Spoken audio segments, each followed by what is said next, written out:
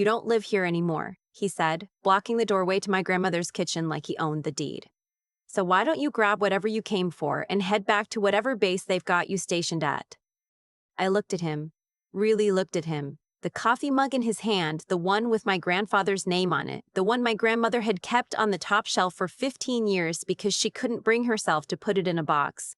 And I felt something go very still inside me. "Good morning to you too, Roger," I said and walked past him.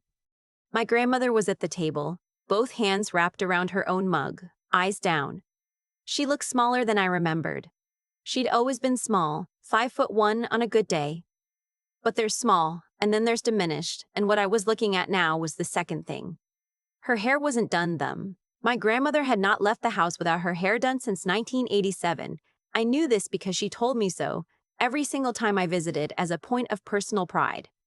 I pulled out the chair next to her and sat down. "Hi, Gran." She looked up and her face did something complicated. Relief and embarrassment at the same time, like she was glad I was there, but also wished I hadn't seen any of this.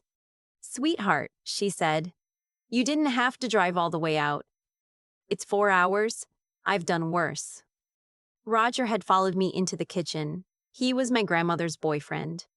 I hated that word for a man in his mid-60s, but I didn't have a better one. And he had been living in her house for 8 months.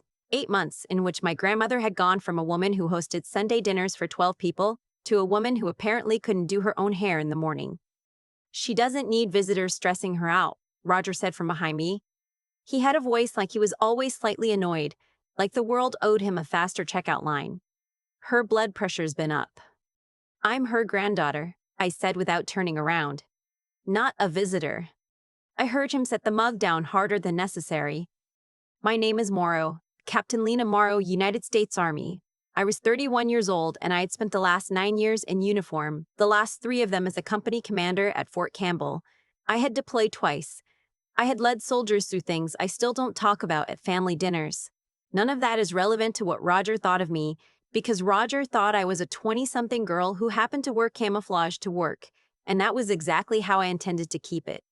My grandmother's name is Evelyn. She raised me from the time I was 9 years old after my mom got sick and my dad decided that fatherhood was optional. She worked 31 years as an emergency room nurse. Retired with a pension and a house that was paid off and a savings account, she'd built $10 at a time over decades of double shifts. She was 73 years old, and she had earned every single thing she had. Roger had met her at a church social 14 months ago. I'd heard about him on the phone. Gran had seemed happy, lit up in a way I hadn't heard in a while, and I was glad for her. Loneliness is its own kind of illness, and my grandfather had been gone for 6 years. I wanted her to have someone. I drove up to meet him at Thanksgiving, and he'd been charming enough. The kind of charming that's performed rather than felt. But I told myself I was being paranoid. Military life makes you suspicious of people. Not everyone has an angle. Except Roger had an angle. I didn't know the full shape of it yet when I arrived that Saturday morning in March. I just knew that my grandmother had missed 2 of our weekly phone calls, that she'd sounded vague and tired when I finally reached her, and that when I'd asked how things were going, she'd said fine in the voice she used when things were not fine. So I drove 4 hours and showed up without calling ahead. Roger was in the kitchen. My grandmother was at the table looking like a woman who'd been slowly talked out of her own life. And the coffee mug with my grandfather's name on it was in Roger's hand like it was nothing. I spent that first morning just watching. Roger moved through my grandmother's house like he'd lived there for years. He used her car without asking. He watched television in the living room at a volume that made conversation impossible. He ate lunch without offering to make anything for Gran, then left his plate on the counter 6 inches from the dishwasher. When she got up to clear it, he didn't look up from the screen. "He's just used to a certain way of doing things," my grandmother told me quietly in the hallway, like she was apologizing for him. Like his comfort was her responsibility. I helped her with the dishes.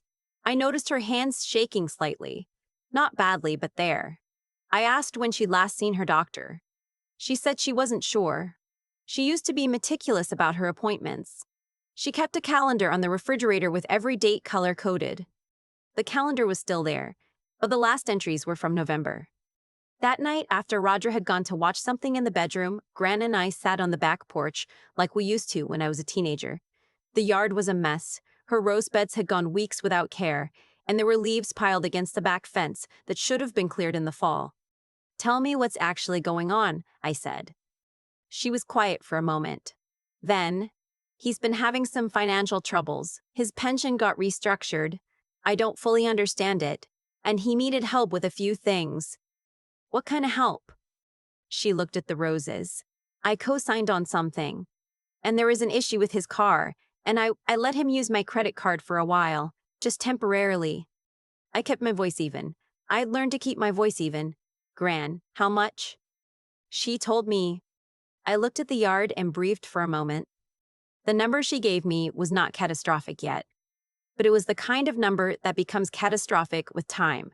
And it was the kind of number that a man with financial troubles and no apparent plan had extracted from a 73-year-old woman in 8 months. There was more, too. She mentioned, almost as an aside, that she'd added him to one of her bank accounts. "For convenience," she said. So he could handle things when she wasn't feeling well. "For convenience," I repeated. "It's just easier," she said. And then very quietly, "I know how that sounds." It sounded like a woman who had been slowly, methodically talked into handing over the keys to everything she'd spent a lifetime building. It sounded like a pattern I'd read about in Army family readiness briefings. Financial exploitation of elderly relatives, the kind that starts small and polite and accelerating, and by the time anyone notices, the damage is done. I didn't say any of that to my grandmother. I told her I loved her and we should go to bed. But I didn't sleep. I had 2 weeks of leave. I hadn't planned to spend them in my grandmother's guest room, but plans change. Roger didn't like me being there. He was too smart to say so directly. But I could feel it, the way he'd find reasons to speak to my grandmother when I wasn't in the room. The way conversations would pause when I walked in. The way he'd look at me sometimes like he was calculating something. He tried several times to establish a pecking order. The first time was the morning after I arrived. He walked into the kitchen while I was making coffee and told me that if I was going to be staying a while, he had a list of things that needed to be done around the property. "Gran's property," I said. "The yard, mainly," he continued, ignoring the correction. "The gutters, too. She's been after me about it, but I've got a bad shoulder." His bad shoulder hadn't stopped him from carrying a case of beer in from his car the previous evening. "I'll take care of the yard," I said, not because he asked me to, because it needed to be done and I was there. He nodded like I'd just followed an order. The second time was 3 days later. He told me over dinner that he had military experience, Air National Guard, 6 years enlisted, and that he understood the culture and that the Army had changed a lot since his time, and not necessarily for the better. He said this while looking at me in a particular way, the way men sometimes look at women in uniform when they want to remind you that your uniform is a costume to them. "I'm sure it has," I said. "You're what, a lieutenant?" he said. "Maybe a captain?" "Something like that," I said. My grandmother glanced at me. She knew my rank. She had been to my promotion ceremony, had stood beside me while they pinned on my captain's bars, had cried a little and then pretended she hadn't. But she didn't say anything, and I didn't correct him. I wanted him comfortable. Comfortable people are careless, and careless people show you exactly who they are. The full picture took 10 days to assemble. I went through the stack of mail on my grandmother's desk, with her permission, sitting beside her, and what I found made my throat tight. There were 3 credit card statements, 2 of which she hadn't mentioned. There were charges on those statements that were clearly not hers: automotive parts, a membership to a sporting goods store in a town 40 minutes away, 2 charges from a restaurant she'd never been to. There was a document she'd signed that I had to read twice before I understood what it was. A quitclaim deed, not yet filed, that would have transferred partial interest in her house. She hadn't understood what she was signing. She told me he'd said it was for insurance purposes. I sat with that for a long moment. My grandmother, who had worked 31 years of night shifts and weekends to pay off this house, who had painted every room herself and planted every rose bush in that backyard, who had kept my grandfather's coffee mug on the top shelf because she still wasn't ready to put it away. She had almost signed away part of her home because a man with a bad shoulder and a performing smile told her it was for insurance purposes. I called a family law attorney. Then I called the county recorder's office. The deed hadn't been filed yet, which meant it wasn't too late. I also called my grandmother's bank. I went with her in person.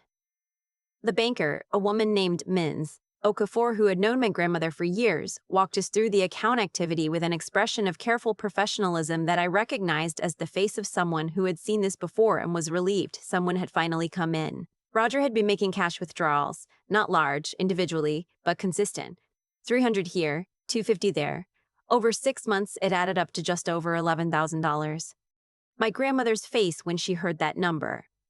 I will not describe what it looked like because I think she would not want me to, but I will say that I have seen people in the worst moments of their lives. Fear, grief, the specific devastation of betrayal. And that morning at the bank, my grandmother looked like all three of those things at once. I held her hand on the drive home. I should have seen it, she said.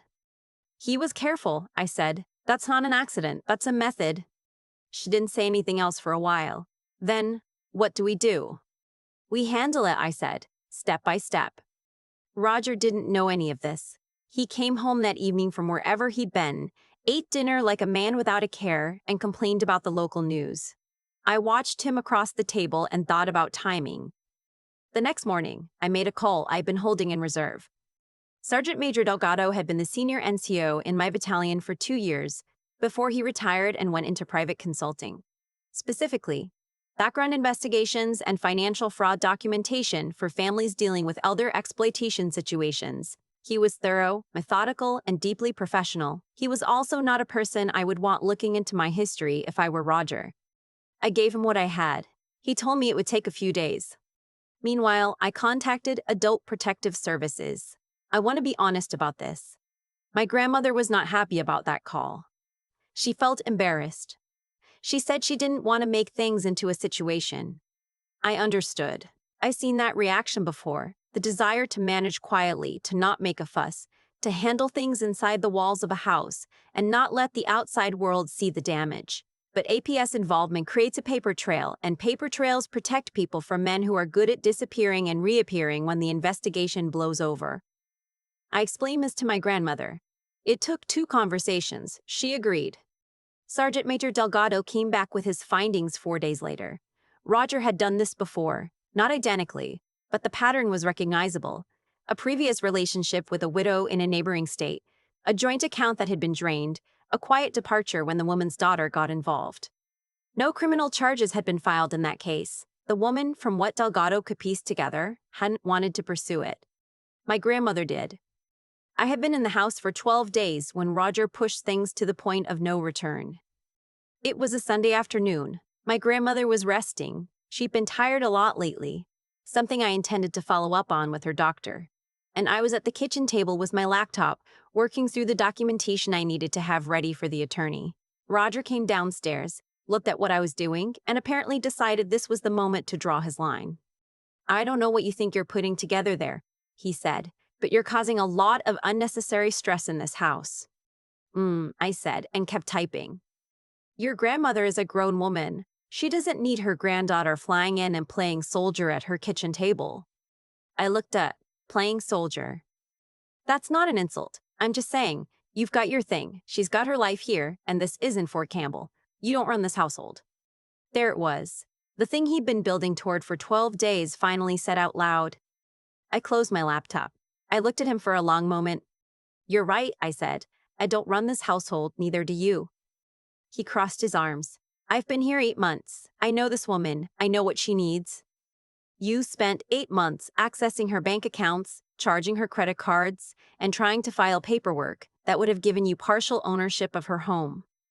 I said it very quietly. Quiet is more effective than loud. I learned that in command.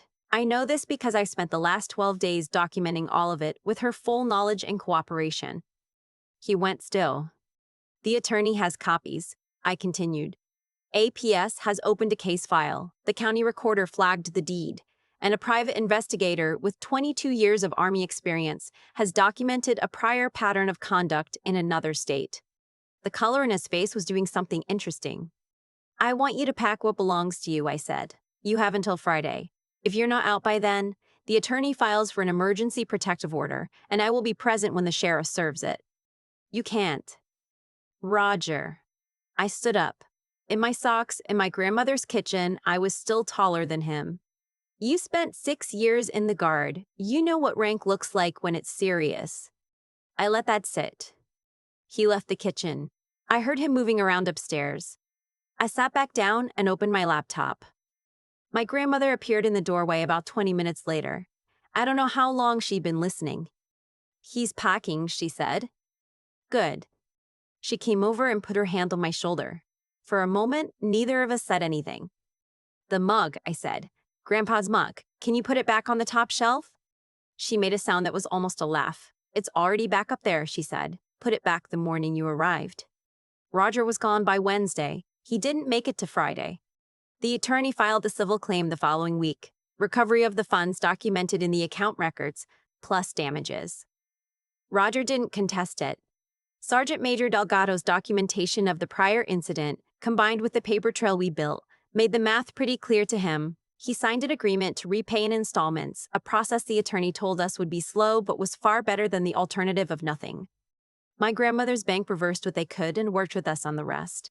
Miss Okafor turned out to have a lot of experience with exactly this situation and navigated it with a quiet efficiency I was genuinely grateful for. Adult Protective Services closed their initial assessment and referred the case to a specialized unit that deals with financial exploitation. I don't know exactly where that ends up. These things take time, but Roger's name is in a system now. The next widow he finds at a church social will not have a clean slate to work with. My grandmother went back to her doctor. Her blood pressure was elevated, her iron was low, she dropped 7 pounds. Fixable things, all of them, but things that don't fix themselves. We made a schedule. I called her every Tuesday and Thursday, not just once a week. She started going back to her garden. 2 weeks after Roger left, she had Sunday dinner again. Not 12 people. She said she wasn't ready for 12 people, but 6, including 2 neighbors she'd let drift over the past 8 months and was quietly reconnecting with. She made pot roast and set the table with the good dishes, the ones she kept for company. And when I stood in her kitchen doorway watching her move around the way she'd moved in that kitchen my whole life, I thought, there she is. There's my grandmother. Before I drove back to Fort Campbell, she walked me to my car. We stood in her driveway in the thin March sunlight, and she hugged me for a long time. You didn't tell him your rank, she said finally, pulling back. No, I said. Why not? He would have backed down sooner. I thought about it. Because my rank isn't what mattered, I said. What mattered was the documentation, the attorney, APS, Delgado's report.